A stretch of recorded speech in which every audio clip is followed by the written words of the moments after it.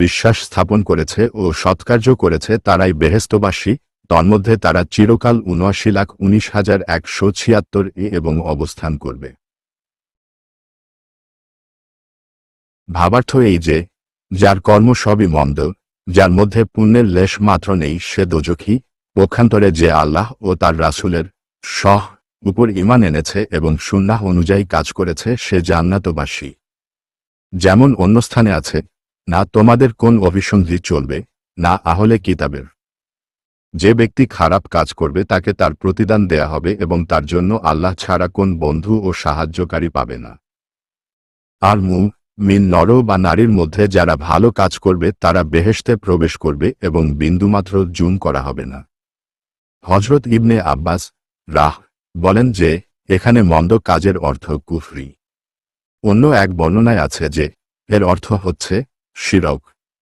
আবু ওয়াইল আবুল আলিয়া মুজাহিদ ইকরামা হাসান বসরি কাতাদাহ এবং রাবি বিন আনাস প্রভৃতি মনীষীগণ হতেও এটা বর্ণিত আছে।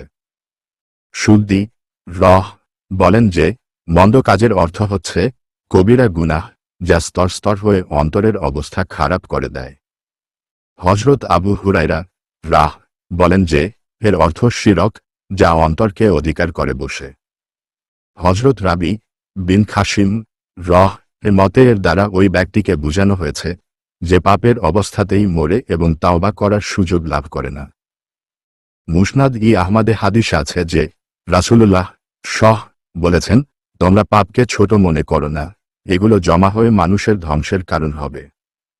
তোমরা কি দেখো না যে, কতগুলো লোক একটি করে খড়ি নিয়ে আসলে খড়ির একটি স্ক্রু হয়ে যায়, অতপর ওতে আগুন ধরিয়ে দিলে ওটা বড় বড় জিনিসকে পুড়িয়ে ছারখার করে দেয়। অতপর ঈমানদারগণের বর্ণনা প্রসঙ্গে আল্লাহ পাক বলেন যে, তোমাদের মধ্যে যারা কুফরির মোকাবিলায় ঈমান আনে এবং অসৎ কাজের মোকাবিলায় সৎকার্য করে, তাদের জন্য চিরস্থায়ী আরাম ও শান্তি। তারা শান্তিদায়ক বেহেশতের মধ্যে চিরকাল অবস্থান করবে। আল্লাহ প্রদত্ত শান্তি ও শাস্তি উভয়ই চিরস্থায়ী। www.quranaralo.com পারা। সূরা বাকারাহ 2-387। আর যখন আমি বানি ইসরায়েল হতে অঙ্গীকার 8-3 নিয়েছিলাম যে, তোমরা আল্লাহ ব্যতীত আর কারো উপাসনা করবে না এবং পিতা মাতার সঙ্গে সদ্ব্যবহার করবে, আত্মীয়দের, পিতৃহীনদের ও মিসকিনদের মনির সঙ্গেও সদ্ব্যবহার করবে, আর তোমরা লোকের সাথে উত্তমভাবে কথা বলবে এবং নামাজ প্রতিষ্ঠা করবে ও যাকাত প্রদান করবে। তৎপর তোমাদের মধ্য হতে অল্প সংখ্যক ব্যতীত তোমরা 1,79,977 সকলেই বিমুখ হয়েছিলে, যেহেতু তোমরা অগ্রাহ্যকারী ছিলে।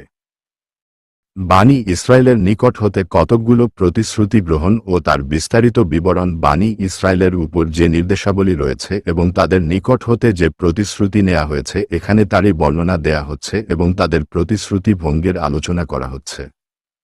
তাদেরকে নির্দেশ দেয়া হয়েছিল যে, তারা যেন আল্লাহ একাত্মবাদ মেনে নেয় এবং আল্লাহ ছাড়া আর কারো উপাসনা না করে। শুধুমাত্র বানি ইসরায়েলি নয়, বরং সমস্ত মাখলুকের প্রতি এ নির্দেশ রয়েছে।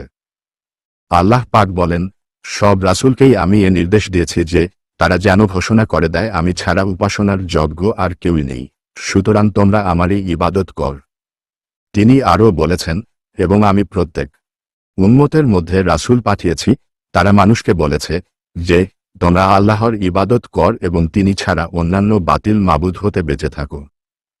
সবচেয়ে বড় হক আল্লাহ তাআলারই, এবং তার যতগুলো হক আছে তন্মধ্যে সবচেয়ে বড় হচ্ছে এই যে, তারই ইবাদত করা হবে এবং তিনি ছাড়া আর কারো ইবাদত করা হবে না। www.quranaralo.com পারা। সূরা বাকারাহ 2-308। আল্লাহ তাআলার হকের পর এখন বান্দাদের হকের কথা বলা হচ্ছে। বান্দাদের মধ্যে মা বাপের হক সবচেয়ে বড় বলে প্রথমে ওরই বর্ণনা দেয়া হয়েছে। এক জায়গায় আল্লাহ তাআলা বলেন, আমার কৃতজ্ঞতা প্রকাশ কর এবং মা বাপের প্রতিও এহসান কর। অন্যত্র তিনি বলেন, তোমার প্রভুর সিদ্ধান্ত এই যে, তোমরা তিনি ছাড়া আর কারো ইবাদত করবে না এবং মা বাপের সঙ্গে সদ্ব্যবহার করবে। সহিহ বুখারী ও সহিহ মুসলিমে আছে যে, হযরত আব্দুল্লাহ বিন মাসুদ জিজ্ঞেস করেন, হে আল্লাহর রাসূল, সর্বোত্তম আমল কোনটি? তিনি বলেন, নামাজকে সময় মতো আদায় করা। জিজ্ঞেস করেন, তারপর কোটি? তিনি বলেন, মা বাপের খিদমত করা। জিজ্ঞেস করেন, এরপর কোনটি? রাসূলুল্লাহ বলেন, আল্লাহর পথে জিহাদ করা। আর একটি সহিহ হাদিসে আছে, একটি লোক জিজ্ঞেস করেন, হে আল্লাহর রাসূল, আমি কার সাথে সৎ ব্যবহার করব? তিনি বলেন, তোমার মায়ের সঙ্গে। লোকটি জিজ্ঞেস করেন, তারপরে কার সঙ্গে? তিনি বলেন, তোমার মায়ের সঙ্গে। আবার জিজ্ঞেস করেন, তারপর কার সঙ্গে? তিনি বলেন, তোমার বাপের সঙ্গে এবং তারপরে অন্যান্য আত্মীয় স্বজনের সঙ্গে। 1999-798-7129971 আয়াতে 1 বলেছেন, কেননা অপেক্ষা এতে গুরুত্ব বেশি আছে। কেউ কেউ ও পড়েছেন হজরত উবাই রাহ এবং হজরত ইবনে মাসুদ রাহ হতে বর্ণিত আছে যে তারা পড়েছেন, সেই ছোট ছেলেকে বলা হয় যার পিতা নেই। 11 ওই সব লোককে বলা হয় যারা নিজের ও স্ত্রী ছেলে মেয়ের খাওয়া পড়ার খরচ চালাতে পারে না। এর পূর্ণ ব্যাখ্যা ইনশাআল্লাহ সূরা নিসার মধ্যে এর অর্থের আয়াতে আসবে। অতঃপর আল্লাহ পাক বলেন, সর্বসাধারণের সাথে উত্তম রূপে কথা বল, অর্থাৎ তাদের সাথে নম্রভাবে ও হাসিমুখে কথা বল। তাদেরকে ভালো কাজের আদেশ দাও ও মন্দ কাজ হতে বিরত রাখো। যেমন হাসান বসরি বলেন, এর ভাবার্থ হচ্ছে, তোমরা ভালো কাজের আদেশ কর ও মন্দ কাজ হতে বিরত রাখো। আর সহনশীলতা, ক্ষমা ও অপরাধ মাফ করার নীতি গ্রহণ কর। এটাই উত্তম চরিত্র যা গ্রহণ করা উচিত। www.quranaralo.com পারা। সূরা বাকারাহ 2:309 রাসূলুল্লাহ বলেন, ভালো জিনিসকে ঘৃণা করো না, কিছু করতে না পারলেও অন্তত তোমার ভাইয়ের সাথে হাসি মুখে সাক্ষাৎ কর। মুসনাদ আহমদ। সুতরাং আল্লাহ প্রথমে তার ইবাদতের নির্দেশ দেন, অতঃপর পিতা মাতার খিদমত করা, আত্মীয় স্বজন, ইয়াতিম ও মিসকিনদের প্রতি সুনজর দেয়া এবং জনসাধারণের সাথে উত্তমরূপে কথা বলা ইত্যাদির নির্দেশ দেন। এরপর কতকগুলো গুরুত্বপূর্ণ বিষয়েরও আলোচনা করেন। যেমন বলেন, নামাজ পড়, যাকাত দাও। তারপর সংবাদ দেন যে তারা প্রতিশ্রুতি ভঙ্গ করে এবং অল্প লোক ছাড়া তাদের অধিকাংশই অবাধ্য হয়ে যায়। এই উম্মতকেও এই নির্দেশই দেয়া হয়েছে। যেমন আল্লাহ তাআলা বলেছেন, তোমরা আল্লাহর ইবাদত কর, তার সঙ্গে অন্যকে শরিক করো না, পিতামাতার সঙ্গে, আত্মীয়দের সঙ্গে, ইয়াতিম ও মিসকিনদের সঙ্গে, নিকটতম প্রতিবেশীর সঙ্গে, দূরবর্তী প্রতিবেশীর সঙ্গে, সঙ্গী সাথীদের সঙ্গে, মুসাফিরদের সঙ্গে এবং দাস-দাসীদের সঙ্গে সদ্ব্যবহার কর। মনে রেখো যে আল্লাহ আত্মম্ভরী অহংকারীকে পছন্দ করেন না। এই উম্মত অন্যান্য উম্মতের তুলনায় এই সব নির্দেশ মানার ব্যাপারে এবং ওর উপর আমল করার ব্যাপারে অনেক বেশি দৃঢ় প্রমাণিত হয়েছে। হতে বর্ণিত আছে যে তিনি ইয়াহুদী ও খ্রিস্টানদেরকে সালাম দিতেন এবং এর দলিল রূপে আল্লাহর এই নির্দেশটি পেশ করতেন 429, অর্থাৎ তোমরা জনসাধারণের সাথে উত্তমরূপে কথা বলবে। কিন্তু এ বর্ণনাটি গরীব এবং হাদিসের উল্টো। হাদিসে স্পষ্টরূপে বিদ্যমান আছে যে 39,21,131 তোমরা ইয়াহুদী ও খ্রিস্টানদেরকে প্রথমত বলবে না, আল্লাহই সবচেয়ে বেশি জানেন। 84 এবং আমি যখন তোমাদের অঙ্গীকার গ্রহণ করছিলাম যে পরস্পর শোণিতপাত করবে না এবং স্বীয় বাসস্থান হতে আপন ব্যক্তিদেরকে বহিষ্কৃত করবে না, তৎপরে তোমরা স্বীকৃত হয়েছিলে এবং তোমরাই ওর সাক্ষী ছিলে। 8417971 www.quranaralo.com পারা। সূরা বাকারাহ 2 দলকে তাদের গৃহ হতে বহিষ্কৃত করে দিচ্ছ, তাদের প্রতি শত্রুতাবশত অসৎ উদ্দেশ্যে পরস্পরের বিরুদ্ধে সাহায্য করছ এবং তারা বন্দী হয়ে তোমাদের নিকট আসলে তোমরা তাদেরকে বিনিময় প্রদান কর, অথচ তাদেরকে বহিষ্কৃত করা তোমাদের জন্য অবৈধ। তবে কি তোমরা গ্রন্থের কিয়দংশ বিশ্বাস কর ও কিয়দংশ অবিশ্বাস কর? অতএব তোমাদের মধ্যে যারা এরূপ করে তাদের পার্থিব জীবনে দুর্গতি ব্যতীত কিছুই নেই এবং উত্থান দিবসে তারা কঠোর শাস্তির দিকে নিক্ষিপ্ত হবে এবং তোমরা যা করছ আল্লাহ তদ্বিষয়ে অমনোযোগী নন। 86 এরাই পরকালের বিনিময়ে পার্থিব জীবন ক্রয় করেছে, অতএব তাদের দণ্ড লঘু হবে না ও তারা সাহায্য প্রাপ্ত হবে না। 310-85 অনন্তর সেই তোমরাই তোমাদের ব্যক্তিদেরকে হত্যা করছ এবং তোমরা তোমাদের মধ্য হতে 185-1179 ভিভি ভিনা তালাওয়াত 66-8-7119971111,72,019 শেষের ফার্স্ট ব্র্যাকেট 29,171 86 www.quranaralo.com পারা সূরাহ বাকারাহ 2-311 মদিনার টি বিখ্যাত গোত্র এবং তাদের পরস্পর শত্রুতা মদিনার আনসারদের টি গোত্র ছিল 1 আউজ ও 2 খাজরাজ। ইসলামের পূর্বে এই গোত্রদ্বয়ের মধ্যে কখনো কোন মিল ছিল না, পরস্পর যুদ্ধ বিগ্রহ লেগেই থাকত। মদিনার ইয়াহুদীদের 3টি গোত্র ছিল 1 বান কাইনুকা, 2 বানু নাজির এবং 3 বানু কুরাইয়া। বানু কাইনুকা ও বানু নাজির খাজরাজের পক্ষপাতী ছিল এবং তাদের বন্ধুতে পরিণত হয়েছিল, আর বানু কুরাইয়ার বন্ধুত্ব ছিল আউসের সঙ্গে। আউজ ও খায়রায়ের মধ্যে যখন যুদ্ধ শুরু হতো তখন ইয়াহুদীদের 3টি দল নিজ নিজ মিত্রের সঙ্গে যোগ দিয়ে শত্রুদের বিরুদ্ধে যুদ্ধ করত। দুই পক্ষের ইয়াহুদী স্বয়ং তাদেরই হাতে মারাও পড়ত এবং সুযোগ পেলে একে অপরের ঘর বাড়ি ধ্বংস করত এবং দেশ থেকে তাড়িয়েও দিত, ধন মালও দখল করে নিত। অতঃপর যুদ্ধ বন্ধ হয়ে গেলে পরাজিত দলের বন্দীদেরকে তারা মুক্তিপণ দিয়ে ছাড়িয়ে নিত এবং বলত, আমাদের প্রতি আল্লাহর নির্দেশ আছে যে আমাদের মধ্যে যদি কেউ বন্দী হয়ে যায় তবে আমরা যেন তাদেরকে মুক্তিপণ দিয়ে ছাড়িয়ে নেই। তারই উত্তরে মহান আল্লাহ তাদেরকে বলছেন, এর কারণ কি যে আমার এ হুকুম তো মানছ, কিন্তু আমি তোমাদেরকে বলেছিলাম তোমরা পরস্পর কাটাকাটি করো না, একে অপরকে বাড়ি হতে বের করে দিও না, তা মানো না কেন?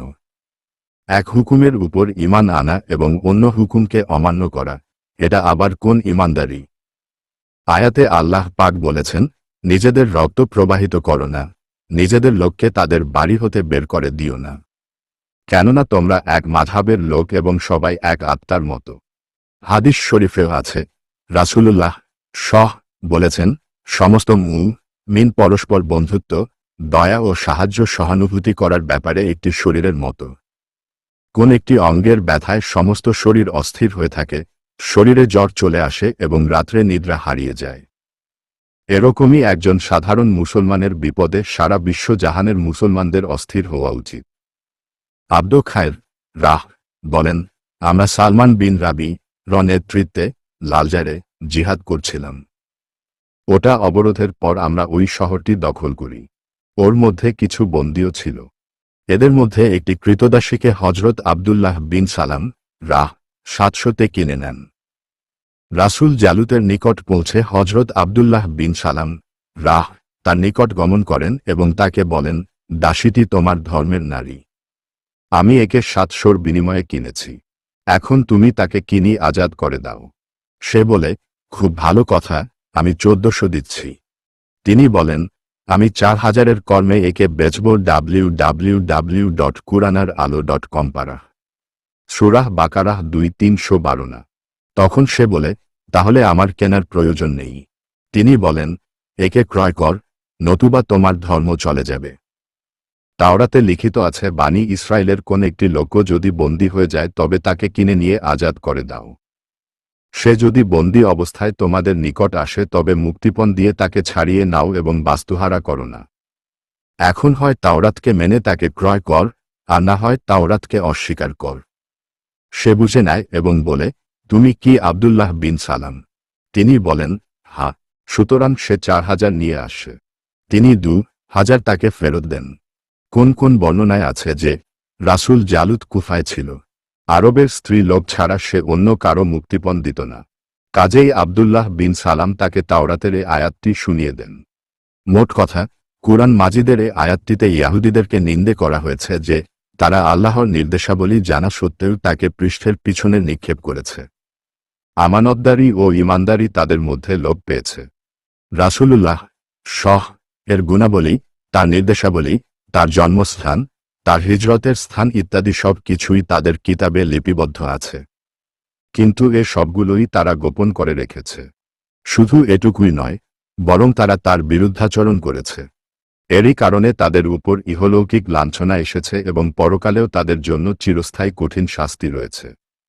87 এবং অবশ্যই আমি মূসাকে গ্রন্থ প্রদান করেছি ও তৎপরে ক্রমান্বয়ে রাসূলগণকে প্রেরণ করেছি, এবং আমি মরিয়ম নন্দন ঈসাকে নিদর্শনসমূহ প্রদান করেছিলাম এবং পবিত্র আত্মা যোগে তাকে শক্তি সম্পন্ন করেছিলাম। কিন্তু পরে যখন তোমাদের নিকট কোন রাসূল তোমাদের প্রবৃত্তি যা ইচ্ছে করত না তা নিয়ে উপস্থিত হল, তখন তোমরা অহংকার করলে, অবশেষে একদলকে মিথ্যাবাদী বললে এবং একদলকে হত্যা করলে। 179-19-18-111 ডিলস উ খিভিএমআর ভিভি 9 www.quranaralo.com পারা। সূরাহ বাকারাহ 2-313। এখানে বানী ইসরায়েলের অবাধ্যতা, অহংকার এবং প্রবৃত্তি পূজার বর্ণনা দেয়া হচ্ছে। তারা তাওরাতের পরিবর্তন সাধন করল। হযরত মূসা এরপরে তার শরীয়ত নিয়ে অন্য যে সব নবী আসলেন তারা বিরোধিতা করল। আল্লাহ পাক বলেন, আমি তাওরাত অবতীর্ণ করেছি যার মধ্যে হিদায়াত আছে ও নূর রয়েছে, যা মোতাবেক নবীগণ ও মুসলমানগণ ইয়াহুদীদেরকে নির্দেশ প্রদান করত এবং তাদের আলেম ও দরবেশগণ ও তাদেরকে ওটা মানবার নির্দেশ দিত। মোট কথা ক্রমান্বয়ে নবীগণ বানী ইসরায়েলের মধ্যে আসতে থাকেন এবং হযরত ঈসা পর্যন্ত গিয়ে শেষ হয়। তাকে ইনজিল প্রদান করা হয়। এর মধ্যে কতকগুলো নির্দেশ তাওরাতের বিপরীত ছিল। এজন্যই তাকে নতুন নতুন মুজিজাও দেয়া হয়েছে। যেমন আল্লাহর হুকুমে মৃতকে জীবিত করা, মাটি দ্বারা পাখি তৈরি করে ওর মধ্যে ফু দিয়ে আল্লাহর হুকুমে তাকে উড়িয়ে দেয়া, আল্লাহর হুকুমে কুষ্ঠ রোগীকে ভালো করে দেয়া, তার হুকুমে কতকগুলো ভবিষ্যতের সংবাদ প্রদান করা ইত্যাদি। অতঃপর মহান আল্লাহ হযরত ঈসা সহায়তার জন্য রুহুল কুদস অর্থাৎ হযরত জিব্রাইল কে নিযুক্ত করেন। কিন্তু বানী ইসরায়েলের মিথ্যা প্রতিপন্নতা ও অহংকার আরও বেড়ে যায় এবং তারা হিংসা করতে থাকে। আর তারা নবী এর সঙ্গে অসৎ ব্যবহার করতে থাকে। কোন কোন নবীকে তারা মিথ্যাবাদী বলে, আবার কোন কোন নবীকে তারা হত্যা করে ফেলে।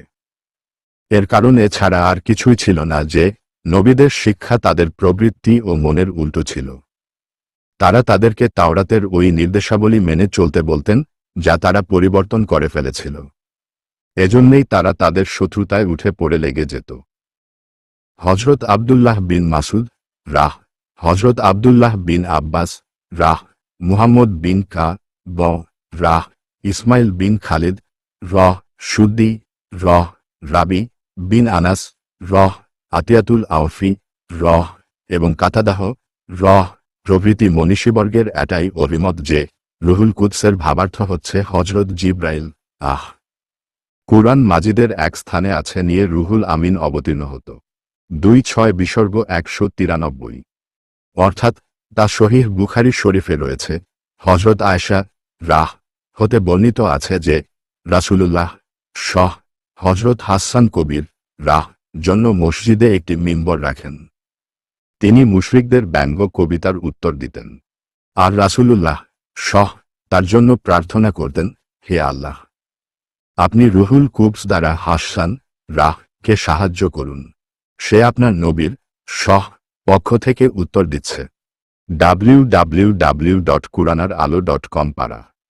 সূরাহ বাকারাহ 2-1-314। সহিহ বুখারী ও সহিহ মুসলিমের আর একটি হাদিসে হযরত আবু হুরায়রা হতে বর্ণিত আছে যে হযরত উমর ফারুকের লিখাফতের আমলে একদা হযরত হাসান মসজিদে নববীতে কতকগুলো কবিতা পাঠ করছিলেন। হযরত উমর তার প্রতি তীক্ষ্ণ দৃষ্টি নিক্ষেপ করলে তিনি বলেন, আমি তো ওই সময়ও এখানে এই কবিতাগুলো পাঠ করতাম যখন এখানে আপনার চেয়ে উত্তম ব্যক্তি বিদ্যমান থাকতেন। অতঃপর তিনি হযরত আবু হুরায়রাকে লক্ষ্য করে বলেন, হে আবু হুরায়রা, আল্লাহর শপথ করে বলুন তো, আপনি কি আল্লাহর রাসূল কে কথা বলতে শুনেননি? হাসান মুশরিকদের কবিতার উত্তর দিয়ে থাকে, হে আল্লাহ, রুহুল কুদুস দ্বারা তাকে সাহায্য করুন। হযরত আবু হুরায়রা তখন বলেন, আল্লাহর কসম, আমি শুনেছি। 6 কোন বর্ণনায় এও আছে যে রাসূলুল্লাহ বলতেন, হে হাসান তুমি মুশরিকদেরকে ব্যঙ্গ কর। হযরত জিব্রাইলও তোমার সঙ্গে আছেন। হযরত হাসানের কবিতার মধ্যে হযরত জিব্রাইল কে রুহুল কুদুস বলা হয়েছে। অন্য একটি হাদিসে আছে যে ইহুদীদের একটি দল রাসূলুল্লাহ কেউ রূহ সম্বন্ধে জিজ্ঞেস করলে তিনি তাদেরকে বলেন, তোমাদেরকে আল্লাহর কসম দিয়ে বলছি যে তোমরা আল্লাহর নিয়ামতসমূহ স্মরণ করে বলতো তিনি যে হচ্ছেন হযরত জিবরাইল, তা কি তোমরা জান না? তারা সবাই তখন বলে, হা, নিশ্চয়ই। ইবনে ইসহাক ইবনে হিব্বানের গ্রন্থে রয়েছে যে রাসূলুল্লাহ বলেছেন, জিবরাইল আমার অন্তরে বলেন, কোন লৌকিস্বীয় আহার্য ও জীবন পুরো করা ছাড়া মরে না। আল্লাহকে তোমরা ভয় কর এবং দুনিয়া কামানোর ব্যাপারে দিনের প্রতি লক্ষ্য রেখো। কেউ কেউ রুহুল কুদুস অর্থ ইসমে আজম ও নিয়েছেন। কেউ কেউ বলেছেন যে রুহুল কুদুস হচ্ছেন ফেরেশতাদের একজন সর্দার ফেরেশতা। কেউ বলেন যে কুদুস এর অর্থ হচ্ছে আল্লাহ আলা এবং রুহের অর্থ জিবরাইল। আবার কেউ বলেছেন যে কুদুস এর অর্থ রকত এবং কেউ বলেছেন পবিত্র। কেউ কেউ বলেছেন যে রুহ এর ভাবার্থ হচ্ছে ইনজিল। যেমন আল্লাহ আলা বলেছেন 1998 1997 অর্থাৎ এভাবেই আমি আমার হুকুম দ্বারা তোমার কাছে রুহের ওয়াহি করেছি। www.quranaralo.co এর দ্বারা জানা যাচ্ছে যে ওটা এক জিনিস এবং ওগুলো অন্য জিনিস।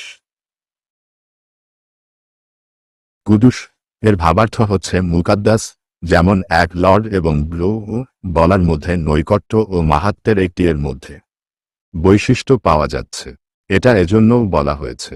19 কোন মুফাসসির রুহ দ্বারা হযরত ঈসা এর রুহ অর্থ নিয়েছেন, কেননা তার রুহ মানুষের পৃষ্ঠদেশ ইত্যাদি হতে সম্পূর্ণ পবিত্র। অতঃপর আল্লাহ পাক বলেন, এক দলকে তোমরা মিথ্যাবাদী বলেছ ও একটি দলকে হত্যা করছ। মিথ্যাবাদী বলার ব্যাপারে 6 এর রূপ ব্যবহার করা 77 বিভাজন 79 হয়েছে এবং হত্যার ব্যাপারে এর রূপ ব্যবহৃত হয়েছে। এর কারণ এই যে আয়াত অবতীর্ণ হওয়ার পরও তাদের অবস্থা এরূপই ছিল। রাসূলুল্লাহ মৃত্যু যন্ত্রণার সময় বলেছিলেন, সেই বিষ মিশ্রিত গ্রাস বরাবরই আমার উপর ক্রিয়াশীল ছিল এবং এখন তো এটা আমার গিরা কেটে দিয়েছে। 88 এবং